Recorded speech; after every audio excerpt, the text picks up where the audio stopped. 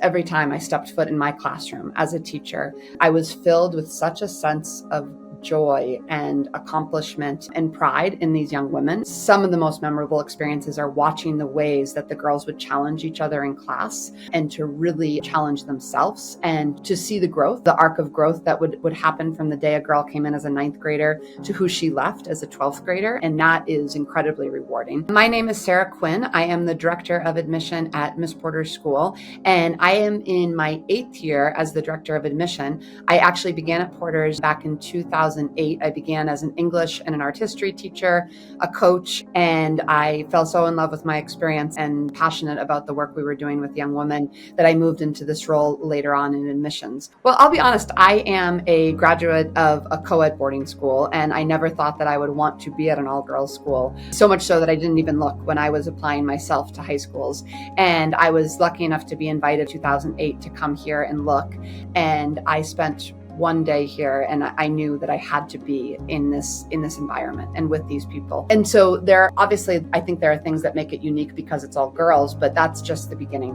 We are an incredibly progressive community. We're always asking, how do we prepare our graduates to shape a changing world, which is our mission statement.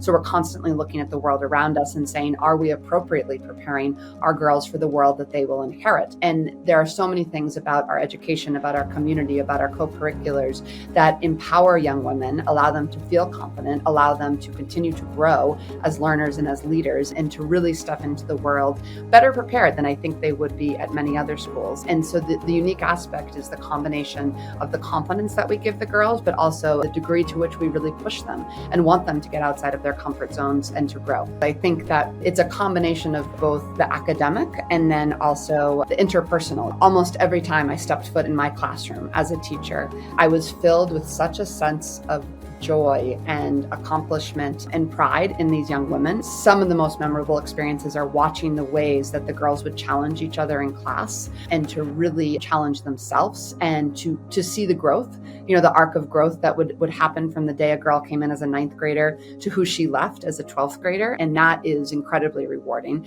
But then on the opposite end, there's so many little things. I think about one evening before we were leaving for winter break, the girls, we had a really formal dinner, which was big, and we went on to see an arts performance. And then technically the girls were dismissed, but many of them were choosing to spend the night. And they all went back to their dorms and put on pajamas and came down to our student center, and we had a giant dance party in pajamas. And it was so, the snow is coming down. The girls have finished for the winter trimester. They're about to go on break.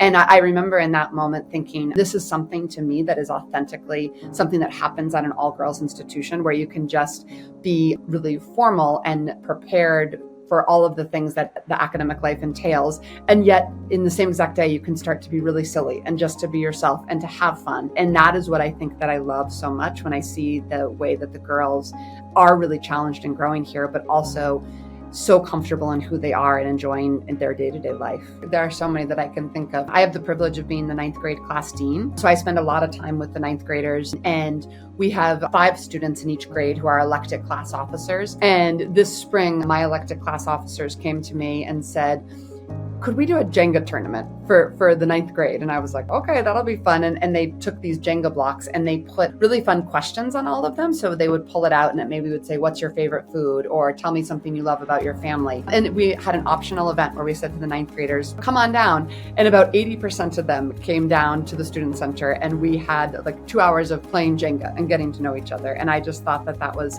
so sweet and endearing. And then when I think about the times with the faculty, we have a faculty band that performs, a rock band that performs probably 4 or 5 times a year. And so as a special gift to the students, we had an assembly this year that we pretended it was going to be very serious and very formal about preparing for our demonstrations of learning, which happened at the end of our trimesters. And we had the band come out and surprise them. And so we had this giant party and celebration where the faculty band was playing and the kids were cheering them on. And I think that so often it's those elements of community that stand out to me for Porters and the way in which we want to be with the girls and truly experience life with them in special ways. Porter's at its heart is such an inclusive community, and we are very diverse. We have kids from 25 different countries, usually 20 to 25 different states. We have the 17% international population, and we really want to celebrate who we are. So one of the ways we do it formally is through our sit-down dinners. All of our sit-down dinners revolve around student-specific cultural traditions, and so we might have a dinner for Lunar New Year. We might have a dinner around Hanukkah to celebrate our Jewish students, and it is run by our different affinities and alliances. And prior to dinner, the students actually give a presentation on their own cultural identities that we're celebrating at those given evenings. So I think that that's a really wonderful way for us to come together to share food with one another, but to also learn a lot about the different communities that we come from. And then informally, we do have a number of alliances and affinities that revolve around different identifying markers of your identity. And those students work to give lots of presentations throughout the school year, either in morning meetings or in other informal settings, and to have different celebrations that they can offer to the community through weekend activities.